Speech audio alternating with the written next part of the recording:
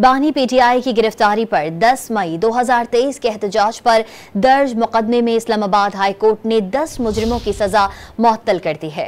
अदालत ने 25,000 रुपए के मुचलके जमा कराने पर रिहा करने का हुक्म दिया। एटीसी ने 22 नवंबर 2024 को मुलजिमान को मजमूई तौर पर 5 साल 10 माह कैद की सजा सुनाई थी।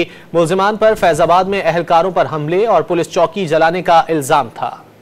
10 मई 2023 के एहतजाज के मुकदमे में 10 मुजरिमान की सजा मुअत्तल। इस्लामाबाद हाई कोर्ट ने 25,000 रुपए के मुचलकों पर मुलजिमान की रिहाई का हुक्म दे दिया। मुजरिमान की सजा मुअत्तली की दरख्वास्त पर समाअत जस्टिस मोहसिन अख्तर कियानी और जस्टिस सरदार इजाज इसाक खान ने की। अदालत आलिया के फैसले में कहा गया कि मुकदमे के मुताबिक मुलजिमान पर फैजाबाद में पुलिस पर हमले और चौकी जलाने का इल्जाम है। रिकॉर्ड के मुताबिक कोई एक भी मुलजिम जाए वक़ुआ से गिरफ्तार नहीं किया गया।